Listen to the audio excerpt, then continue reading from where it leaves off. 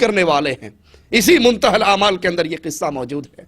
سیدنا حسین نے کہا میں نے مومنوں کو کیسے ذلیل کیا؟ کہا اس طرح ذلیل کیا کہ اہل بیت کی حکومت کو تو نے بنی امیہ والوں کو دے دیا۔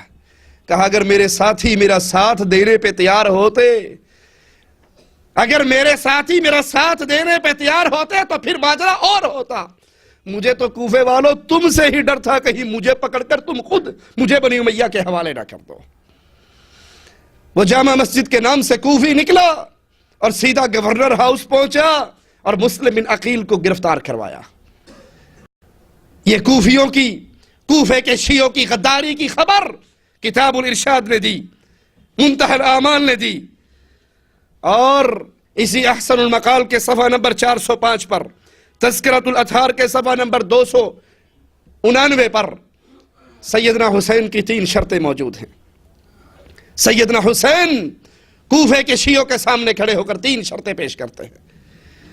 اگر تم میری مدد کرنے کے لیے تیار نہیں ہو، مجھے اجازت دو، میرا راستہ چھوڑ دو، میں جہاں سے آیا تھا وہاں واپس لوٹ جاتا ہوں۔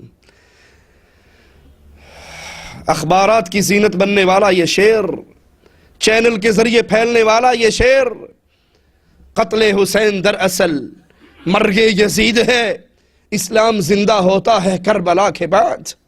یہ کہنے والوں کے مارکہ کربلا کفر اور اسلام کا مارکہ تھا، حق اور باطل کی جنگ تھی، یہ اسلام کے سفینے کو بچانے کی لڑائی تھی۔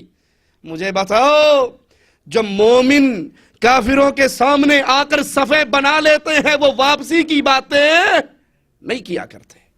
نواسہ رسول واپسی کی باتیں کیوں کر رہے تھے؟ اگر یہ جنگ کفر اور اسلام کی جنگ تھی، اگر یہ مارکہ حق اور باطل کا مارکہ تھا، اگر یہ مارکہ اسلام کے ڈوبتے ہوئے سفینے کو بچانے کا مارکہ تھا، اگر یہ مارکہ بقول تمہارے یزید نے شریعت کو بدل دیا تھا، شراب عام ہو گئی تھی، زنا حلال ہو گیا تھا، سود حلال ہو گیا تھا، اگر یہ مارکہ شریعت کو بچانے کا ہوتا تو سیدنا حسین شیر علی شیر کے بیٹے کبھی بھی واپس جانے کی بات نہ کرتے۔ کہا تم نے بلایا تھا، تم نے خط لکھے تھے، راستہ چھوڑ دو، واپس چلا جاتا ہوں۔ یہ بھی منظور نہیں، دوسری شرط ہے کفار کی سرحدوں پہ نکال دو، سرحدوں پہ کافروں سے جنگ کرتا ہوا شہید ہو جاؤں گا۔ کفار کی سرحدوں کی طرف جانے دو، کیا معنی؟ جو سامنے کھڑے ہیں وہ کفار، اگر یہ کفر اور اسلام کی جنگ ہوتی تو پھر کفار کی سرحدوں پہ جانے کی شرط شیخ مفید کتاب الارشاد میں سیدنا حسین کی کیوں نقل کرتا؟ تیسری شرط اگر یہ بھی نہیں مانتے، مجھے یزید کے پاس جانے دو، میں اپنا ہاتھ یزید کے ہاتھ میں دے دوں گا، جو وہ کہے گا وہ میں مان لوں گا، یزید کے ہاتھ پہ اپنا ہاتھ دینے کے لیے تیار ہوں، میرا راستہ چھوڑ دو۔ اس واقعے کو بنیاد بنا کر، جس واقعے کے ساری ذمہ دار یہ خود ہیں، ماہ محرم کے اندر ماتم کی محفلیں سجتی ہیں، سینہ کوبی کی محفلیں، تلواروں سے ماتم، زنجیروں سے ماتم، بلیڈوں سے ماتم، چھریوں سے ماتم، آگ کے اوپر چل رہے ہوئے ماتم، یا حسین اور یا حسین کی صدائیں۔ آئیے اس ماتم کے بارے میں شریعت کے فرامین کو سنیں اور ائمہ اہل بیت کی اقوال کو سنیں، اور پھر سوچیں اس ماتم کی کوئی دلیل قرآن و حدیث یا ائمہ اہل بیت کی اقوال میں سے ملتی ہے، یا یہ مولویوں کا اپنا بنایا ہوا ڈھکوسلا ہے۔ اہل سنت اور رافضی دونوں اس بات پر متفق ہیں کہ سیدنا حسین رضی اللہ عنہ وارضا جنت کے شہزادے ہیں، جنت کے نوجوانوں کے سردار ہیں، نبی کے نواسے ہیں، اور مقام شہادت پر فائز ہوئے ہیں۔ اور شہید کا مقام بڑا عظیم ہوا کرتا ہے۔ شہید قیامت کے دن آئے گا، اس کے زخم کھلے ہوئے ہوں گے، اس میں سے خون نکلتا ہوا ہوگا، خون کا رنگ تو خون کا ہوگا، خوشبو جنت کی کستوری کی ہوگی۔ اللہ تجھے تیرے پیارے چہرے کا واسطہ ہے ربا، ہمیں توحید کی دعوت دیتے ہوئے شہادت کی موت نصیب فرمانا، اللہ ہمیں شہادت کی موت نصیب فرمانا۔ شہید کا مقام بڑا عظیم ہوا کرتا ہے۔ جب سیدنا امیر حمزہ شہید ہوئے تھے، کٹی پھٹی ہوئی لاش کو امام الانبیاء نے دیکھا تھا اور ارشاد فرمایا تھا میرا یہ چچا سید الشہداء ہے، جو گزر گئے اور جو قیامت تک آئیں گے، سارے شہیدوں کے سردار سیدنا امیر حمزہ۔ آقا کو پتہ لگا کہ پھوپھی آ رہی ہے، کہا میری پھوپھی کو روک دو، یہ اپنے بھائی کی لاش کو دیکھ کر شاید برداشت نہ کر سکے۔ پھوپھی نے پیغام بھیجا تھا، محمد علیہ السلام تو میرا بھتیجا بھی ہے، تو میرا نبی بھی ہے، میں اس لیے نہیں آ رہی کہ اپنے بھائی کی کٹی پھٹی لاش کو دیکھ کر میں ماتم کروں گی، میں نوحہ خوانی کروں گی، میں راؤں اور پیٹوں گی، میں تو اس لیے آ رہی ہوں اپنے بھائی کے کٹے ہوئے انگ انگ کو دیکھوں گی، جس کا کان کٹا، جس کا ناک کٹا، جس کا کلیجہ چبایا گیا، اس کٹی پھٹی لاش کو دیکھ کر اپنے رب سے کہوں گی اللہ آج اور مومن عورتوں کے بھائیوں نے تیرے لیے صرف گردن کٹوائی ہے، میرے بھائی نے تیرے لیے جسم کا ہر انگ کٹوا ڈالا ہے۔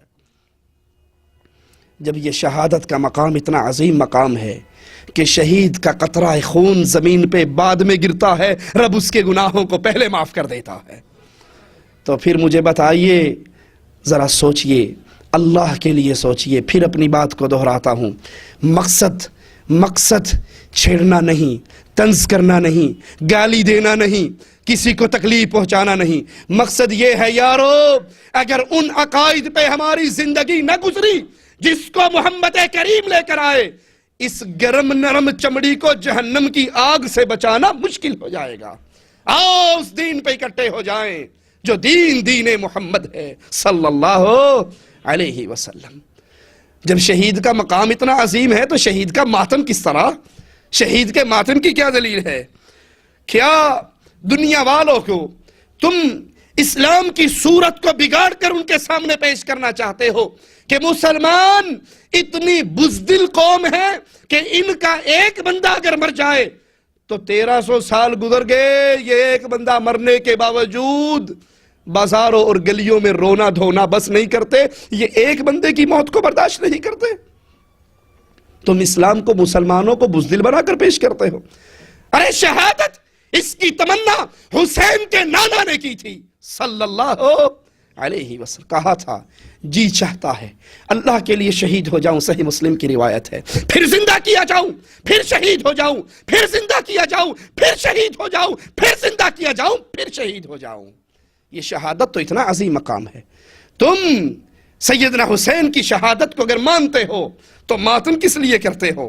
آئیے ماتم کے بارے میں سنتے ہیں۔ صحیح بخاری کے اندر یہ روایت موجود ہے، ام عطیہ رضی اللہ تعالی عنہا فرماتی ہیں کہ امام الانبیاء نے جب ہم سے بیعت لی تھی، بیعت لیتے ہوئے یہ عہد لیا تھا کہ ہم نوحہ خوانی نہیں کریں گے، مصیبت پر، غم پر، دکھ پر ہم چیخ و پکار نہیں کریں گے، ماتم نہیں کریں گے، سینہ نہیں پیٹیں گے، ناخنوں سے چہروں کو نہیں چھیلیں گے، اپنے بالوں کو نہیں پھاڑیں گے، بین نہیں کریں گے، بلند آواز سے چیخے بلند نہیں کریں گے۔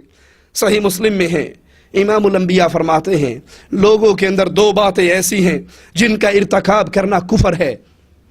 پہلی بات کسی کے نسب میں طعن کرنا، دوسری بات میت پر نوحہ خوانی کرنا۔ کوئی مر جائے، کوئی فوت ہو جائے، اس پر رونا، بین کرنا، لمبے لمبے ہاتھ بلند کر کے آوازیں لگانا، بے صبری کا مظاہرہ کرنا یا اپنے جسم کو پیٹنا، امام الانبیاء نے فرمایا یہ عمل اس عمل کا ارتکاب کفر ہے۔ کتنے ہی لوگ ہیں جو میت پر، مرنے پر بے صبرے ہو جاتے ہیں اور کفریہ جملے اپنی زبان سے نکالتے ہیں۔ کئی لوگوں کو آپ نے سنا ہوگا وہ یہاں تک کہہ دیتے ہیں ابھی اس نے دیکھا ہی کیا تھا، کل کا بچہ تھا، یہ تو وقت سے پہلے ہی مر گیا، لا حول ولا قوت الا باللہ۔ لوگوں وقت سے پہلے کوئی نہیں مرا کرتا، جو پیدا ہوتے ہی مرا ہے، جو مرا ہوا پیدا ہوا ہے، جو بچپن میں مرا ہے، جوانی میں مرا ہے، بڑھاپے میں مرا ہے، جتنے سانس لے کر آیا تھا پورے ہونے کے بعد مرا ہے، وقت سے پہلے کوئی نہیں مرا کرتا۔ تقدیر کا انکار نہ کیجئے، جس کی موت جب آئی اس کے وقت پہ آئی ہے اور وہ اپنے وقت پہ اٹھایا گیا ہے۔ صحیح بخاری، صحیح مسلم، ابن ماجہ، ان احادیث کی کتابوں کے اندر امام الانبیاء کا یہ فرمان ہے، ذرا سنیے۔ اگر نسبت امام کائنات کی طرف کرتے ہو، اگر کلمے میں نام محمد کریم کا لیتے ہو، اگر آذان اور نمازوں میں نام محمد کریم کا لیتے ہو، اگر محمد کریم صلی اللہ علیہ وسلم کی طرف نسبت کرتے ہوئے تمہارے دل میں سچائی کا کوئی ایک رائی کے دانے کے برابر بھی حصہ ہے، تو امام الانبیاء کے فرمان کو سنیے۔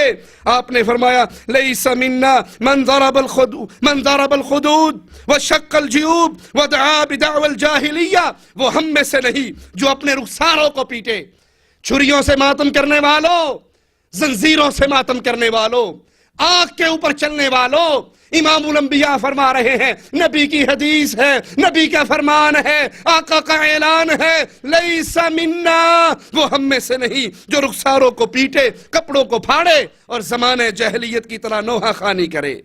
صحیح مسلم میں ہے، امام الانبیاء فرماتے ہیں صلی اللہ علیہ وسلم، بین کرنے، سر کے بال بکھیرنے، مونڈنے اور کپڑے پھاڑنے والی عورتوں سے ہم بری ہیں۔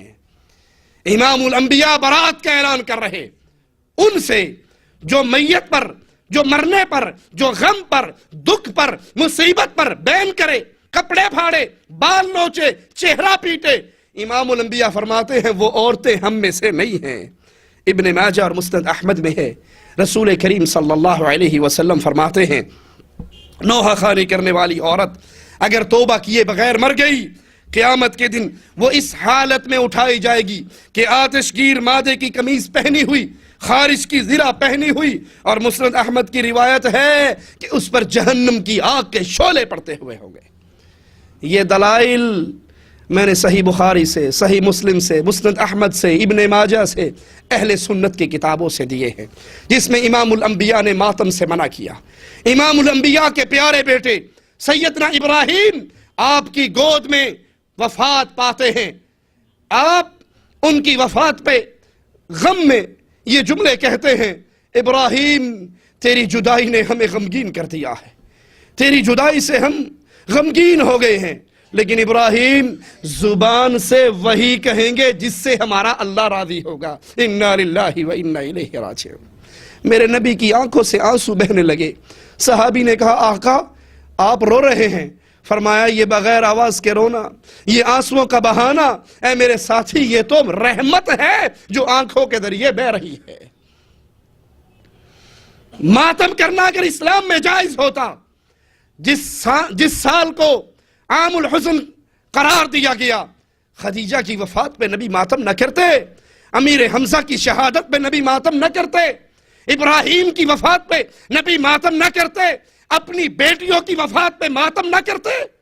آپ نے اس عمل سے روکا، لیکن یہ دلائل اہل سنت کے دلائل، آئیے درد سے، پیار سے، محبت سے اس قصے کو اپنے سامنے رکھتے ہوئے کہ امام الانبیاء